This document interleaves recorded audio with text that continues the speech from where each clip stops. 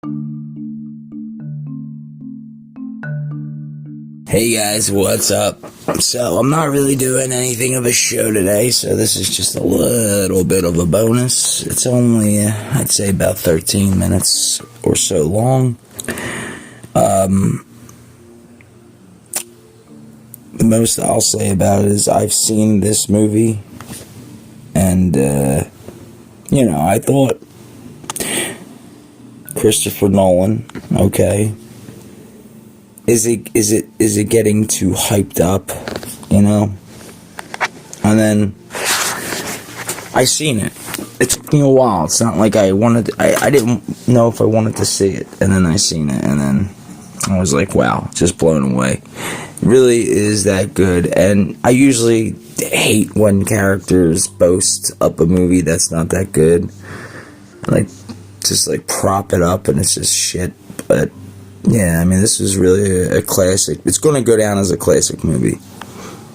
And it was really well made, and I did not know any of the stuff which you guys are about to hear.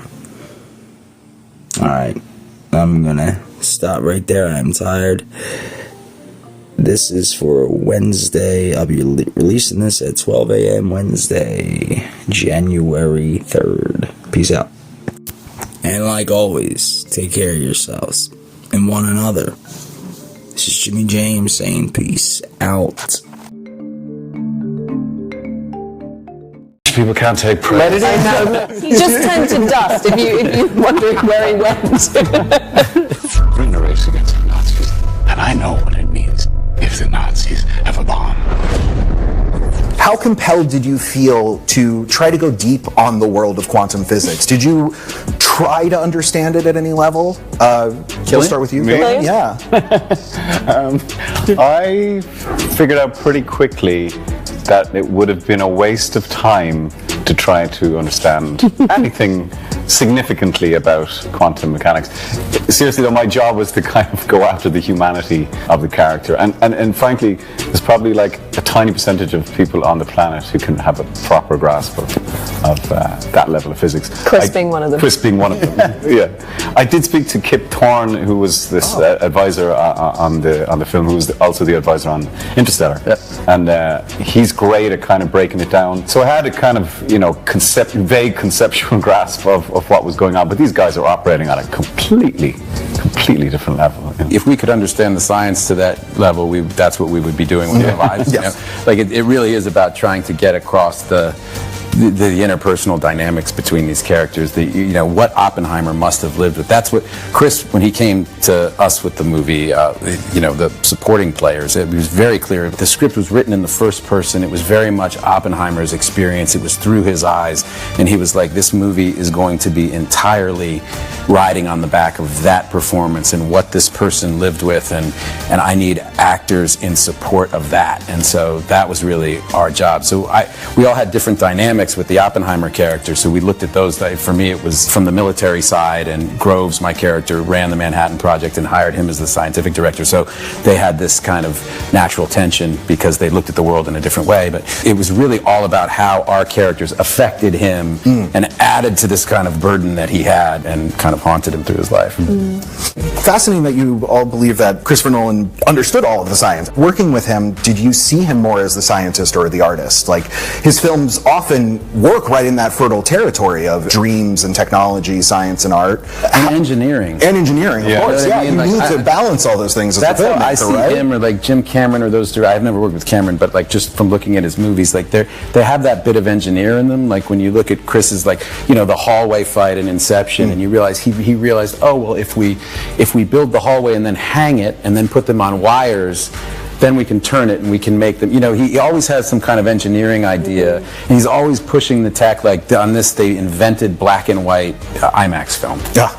right? Just for the movie, right? Like nobody's ever thought to do that. And so I think he's like equal part artist and engineer, maybe. His breadth of abilities are just so vast, and you feel that, you know. I feel like there must have been a hurricane going on inside of him during this process, none of which you see. It's just encased in this very calm exterior, and you're kind of kept from the chaos of what it must have been like to create a film like this. But I think he's in equal measures just incredibly curious about the artistic pursuit that actors go through, and he wants to see what you're going to bring. You just feel every day he was like, what else, show me. It's just sort of wonderfully freeing, you know, to work with someone like that who's as invested in what you can bring as he is in the engineering and the structure of the film. So I mean, I just think there's no one who can do that. Like, he's so groundbreaking in that way. Yeah, I mean, like a David Lean or a Hitchcock, there's this mystique, and I knew that Murphy was on the inside because he was kind of, you know, they're all thick as thieves. And I think for Emily, and I'll speak for myself, it was this real kind of intimidation factor. And then once you're there and doing it, arguably one of the least judgmental directors I've ever experienced. True. So it's not about control, it's about precision. And so it really kind of created a whole new neuro pathway in my mind of how I've related to that projection of director. Yeah. So the status thing. Yes. I think that's the weirdest thing about it. Weirder, I don't know if unique, maybe most unique thing is that, like, he's got this incredible ambitious vision, and yet he doesn't visit any of that on you. You have total creative freedom, and he's genuinely interested, like Em was saying, in what you're going to do. And so it's like he gets the best out of everybody he's collaborating with and somehow bakes that into his vision, and all the boats kind of rise, rather than kind of engineering. Yeah. That's the weird thing. It's almost like an engineering of the humans, because all the rest of the stuff, trust me, you will never be on a set that is more dialed in. Right. Where the only thing that could go wrong is us. Right. Which is weird, because usually everything else is chaotic. And we're, you know, the calm at the eye of the storm. Now hold on, now let's get this master. But, you know, as an actor with an improvisational background, is that something that you could bring to this? Is that something that he looks for as well? That he's looking to find something? He's not looking for it or not looking for it. He did say, Robert, you seem to be doing a lot of improv out there. If you get scared out there, just float gently back to the text. And I was like, it wasn't a Jedi mind trick. No. He wasn't guffing me. Again, he's kind of like a dad that you can't have a beef with because he's actually just a really good parent. Yeah. That was the most disconcerting of all the energies, because I had no previous experience with that. You love having beef with Dad. Well, now I have to ask, did you get scared out there at any point? Was there something that... I was having a ball. You and Christopher Nolan are thick as thieves, but it took 6 films and 20... Was there something that... You and Christopher Nolan are thick as thieves, but it took 6 films and 20 years for him to give you a leading role. Yeah. Is that something that you feel you're in the long run for? I mean, this process went pretty well. Well, these guys. Are you in it for he gave only me 4 more films for you? Then he put me on ice for a couple movies. So I don't know. He put you on ice before you were in Interstellar as well. That's true. So I don't know. I'm very confused about my status.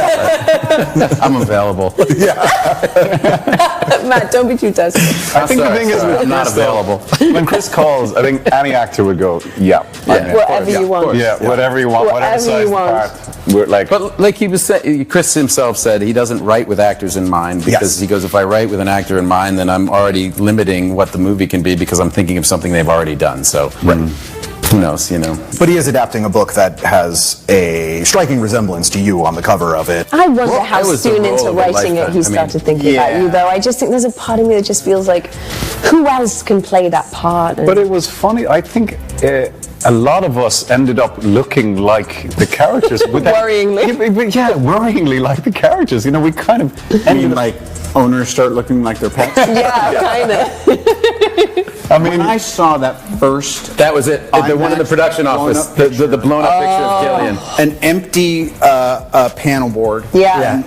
One picture. I was with like, the cigarette. this is it. Oh, we're done. We're done. Except We're and done. again, we're not on the board yet. And our pictures have to go up. So it was this weird thing of, again, not intimidation of like that self-centered actor ego fear, but more like rising to an occasion. You go like, oh wow, like, I hate to use the I word, but you're like, this is important. Whether you're going to show up for this important thing or not. And man, I have never in my whole life seen someone do what you did. Yeah. And I think we would all attest to Yeah. that. Yeah, for sure. 100%. God, Yeah. Irish people can't take praise. Let it in. I know. Look, he just wants to go completely in. He just turned to dust. If you're wondering where he went,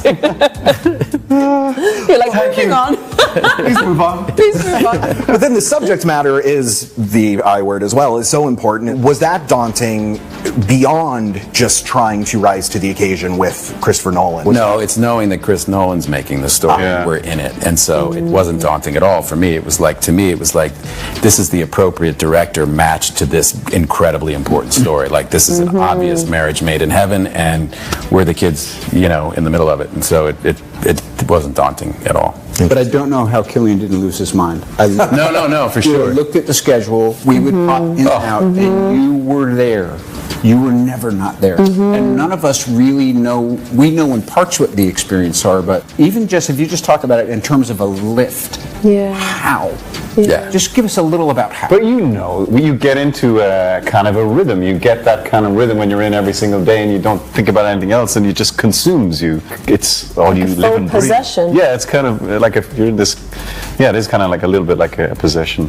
But it was the best. I mean, coming to work and like you look at the calls and you go, oh my God, I got to see with Downey tomorrow. Then I got to see with Matt and I got to see with Emily and then I see with Gary Oldman. It was, I mean, what actor wouldn't? That's just a dream. Yeah. Job and of course you got the best people in the world. You've got to just raise their game every time. It was But just a gift. stamina and talent is crazy. And how you did it eating a celery stick a day, I don't know. I do not know how you did it. There's usually a target weight that you hit, and then the shirt's off, or you're in this certain gown or whatever, and then you relax a little bit. No. This Nothing. was as we crept. There was no day that you weren't still on a mission because it was shooting as much in sequence as possible. So we also saw. grew more and more what you emaciated. Also did, my brother, was you hosted this for everyone else because the fish stinks from the head, and if you come in and Killian's in a bit of a mood because don't you know all the pressure he's under, and he just had to do a lecture in Dutch the day before, and now he's got to do these 5 scenes just in scene 2, and that's where I really think you really Was that deliberate 1 foot in front of the other? Yeah, that's all. You know what I mean? But it was just. But I think you're saying the kindest words, but I think it was just the atmosphere on set was that everyone was there for the work, like completely. There's no trailers, there's no like hierarchy. Everyone's just there to do good work, and that's because of Chris. That's the atmosphere he creates, and we all felt that it could be something really, really special. I think we all felt that. How has your relationship with Christopher evolved? Has he changed as a filmmaker, his approach? No, I mean, I think he's just refining his vision. Yeah. I think this film might be his kind of magnum opus. I think it's absolutely a stunning, stunning piece of work. What he's doing within the language of film, I think nobody else is doing like he's doing it, and he makes it for the theaters. He makes it for that collective experience of strangers sitting in the dark and watching this thing and being transported. Nobody really does it like him, and it's just terrifically satisfying to be involved in it. It does feel so different. The pace is almost dizzying. Every scene, you're talking about these great scenes that you're getting to do, but they're so short. Did that feel different as far as like the approach to making it? We shot really fast, right? I mean, we shot it in like 57 days or something. We were going all over America. It was just like this train. Yeah. But I had never seen a crew work like that. The crew work unbelievable. Yeah. Like he works unbelievably fast, but then when you're actually doing the scenes, You don't feel rushed. You don't feel ever rushed. Yeah. No. And they feel somehow intimate. Like Hoyte has this ability to operate this giant IMAX camera and put it on his shoulder. And because you're kind of all sitting around talking, suddenly Hoyte's got the camera up and suddenly the scene's kind of happening. And it doesn't feel like... It's declared. okay, everybody, we're going to do this now. It's just kind of, it just starts to happen. Chris's approach, I never saw a mark. Oh, no way. Now, sometimes you'll do that because things are hyper-specific and then you have freedom within it. As long as you hit that mark, it's cool, but it was always like, we're not even doing that. Yeah. And that was another kind of surprise from what my projection might have been, Yeah, and then there was no cranes, there was no steady cam. They kind of stripped it all back to the most kind of basic toys, just mostly dollies, right? And then one camera for most of it. It was just amazing to watch those guys work. But I do agree, the pace of it, like the velocity of it when I saw it was just dizzying and jarring. It was so, it's like this runaway train. and you kind of never want to get in front of it. Which is his brain. Oh, it's amazing. That's his brain. It's Chris's brain, but it's Oppenheimer's Yes, brain. Yeah. What's yes. Yeah. carrying you through this story. And here's a little bit of a trinket at the end. Here we go. It is now time to explain to people just what's wrong with me. Oh, thank you. Cost. First and foremost, I always want to apologize that I'm like black and white I in wish the I back. could spill better. Anyways, let's get on Let's with the fix Ryo One Omens of craziness. I'm invincible now.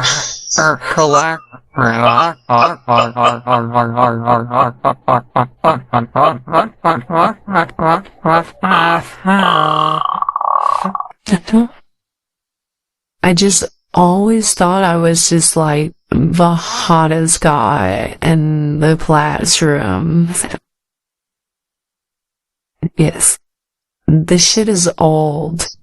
Meanwhile, Mr. Grinch, as I told you my story.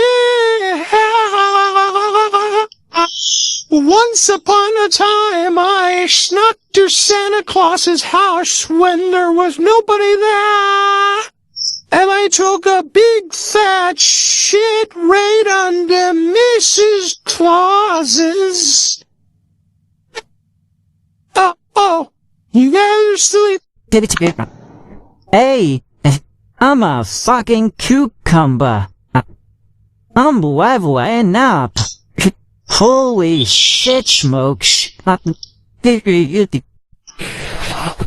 gonna enjoy this milkshake, whether you like. I swore I just seen like some fucking like thing in bagging me. If I turn the camera.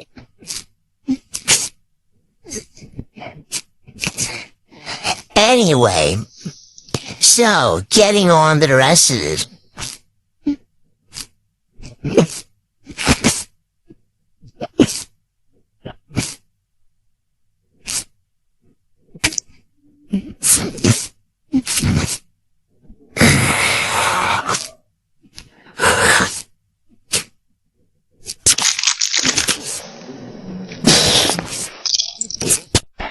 Guys, these are jokes that are just in your dream, man.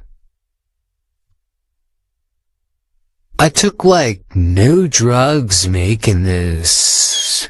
What's more fucked up? Me or you? Probably you.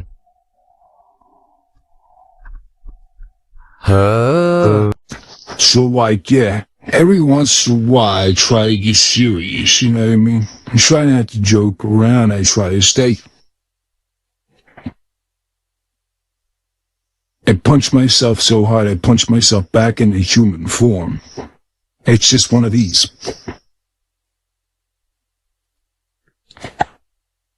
And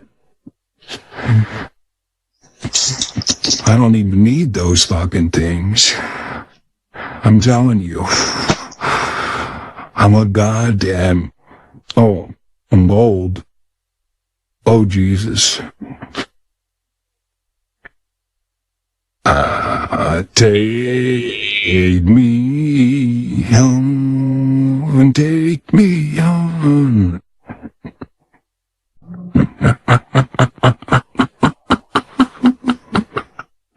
Do you want to see something really creepy with this voice? The voice is included. So this is like going to be my hair. Are you ready? Here we go. Hey guys. My name is Yukai. And I'm like totally 2023.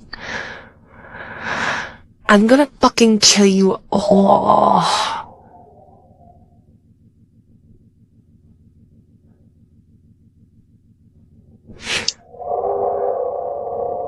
Little creepy, right?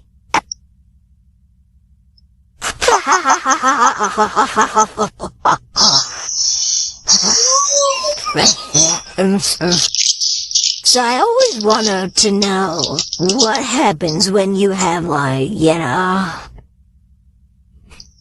this just look like when one of them animes start to, like, dip out. They're like,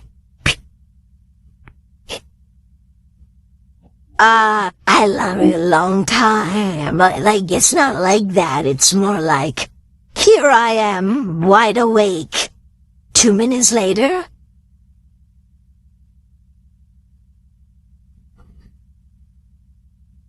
there's a big difference between me and you, sister, and I will fuck you up because I'm from, like, China or some shit. The last person to ask me this, wonder if I've seen little creatures around. I eventually told him no.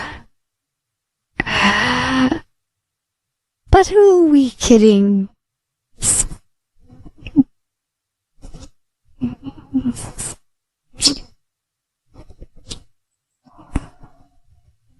My motherfucking name is Jimmy James. And I'm just that much more insane than you'll ever be. I don't get it. I feel like I'm in my ecstasy night. The year hasn't even rung yet. Ow, fuck. This is your truth card. You are rich with what? Shall I show you my home again? Let's check another one out, shall we? Truth card. This is true.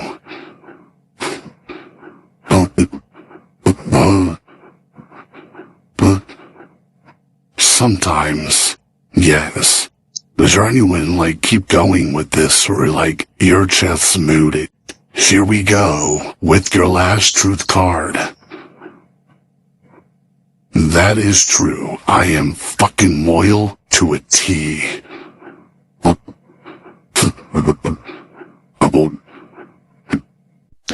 Your score for this show is...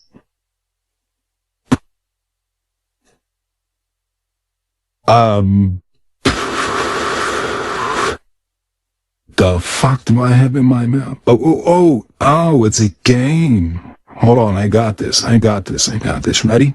I got this. Motherfuckers. Maybe I shouldn't be smoking cigarettes and talking to you people like I'm in the 1950s. Do you know what's sad? I grew up with the cowboy, man. Yeah. That just came to tuition, or the thing in my brain what makes these thoughts. The cowboy man was a guy on I-95, that's Interstate 95, on the east coast of the United States of America. That is a country, by the way, who would literally just do this all day long. Every day, all day.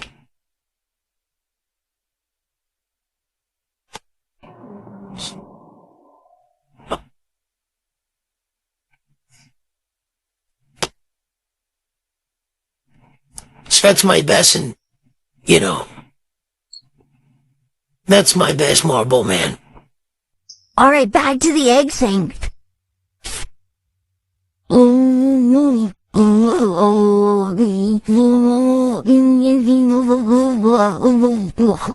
I will start being funny in the year 2024 and... So getting back to the real me, I just wanted to finish out the show saying, this is the Jimmy James Show, A to Z. Life and beyond.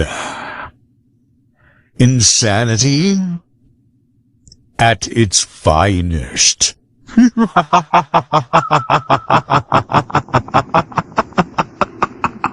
And one more I was really born like this, and this is the best I can do. I am Loki of Asgard, and I am burdened with glorious purpose. You found out you're a variant, and you haven't even looked, have you? You want to be king? I don't want to be. I was born to be. That is what we know. War, and it's on its way, and that's who you showed us in there. He who remains. This is his kingdom. That's the gambit. Take over, or an infinite amount of me, start another multiversal war, and I just end up right back here anyways. Reincarnation, baby. Sylvie, stop. You want the throne. Now, for better or for worse, the timelines are free. It's up to us to protect them, to do better than he who remains. We're playing God. What's the plan? Load the multiplier, launch it, and get back. Time to be brave. The branches are dying. Everything's falling apart. I need to go back to before the temporal loom melted down. You need to learn how to control your time slipping.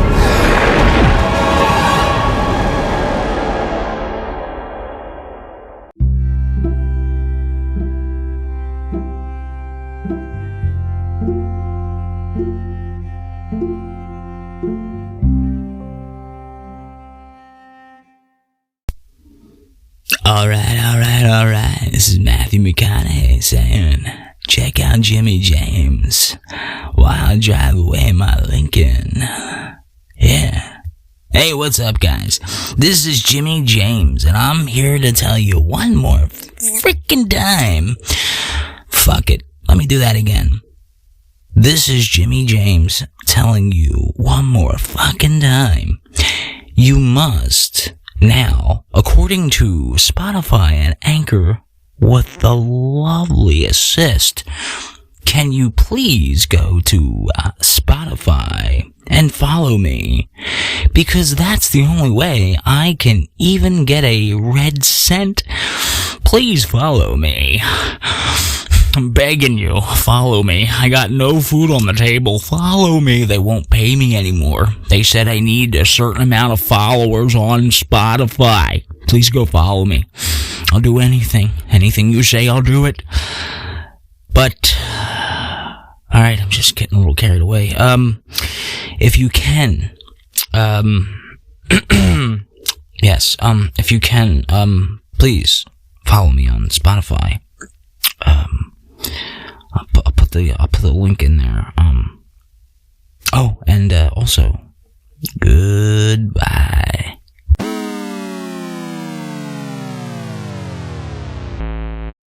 Welcome to my hell.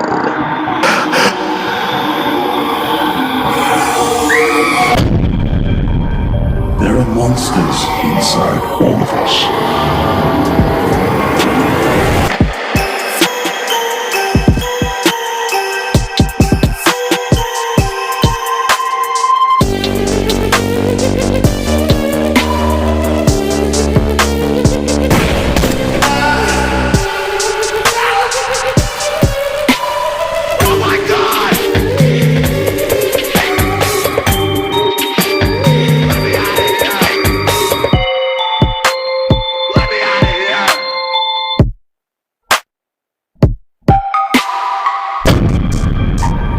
There are monsters inside all of us.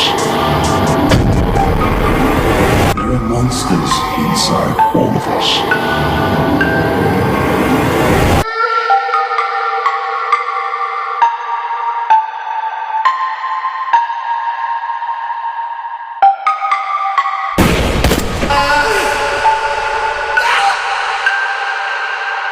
Oh my God!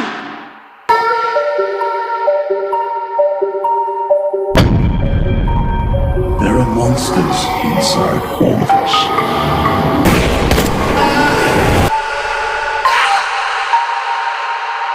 Oh my God! Let me out of here!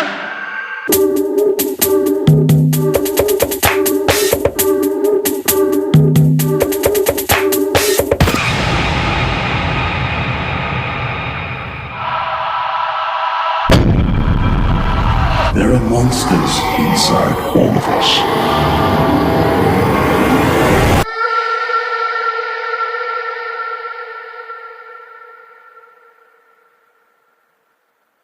Welcome to my hell.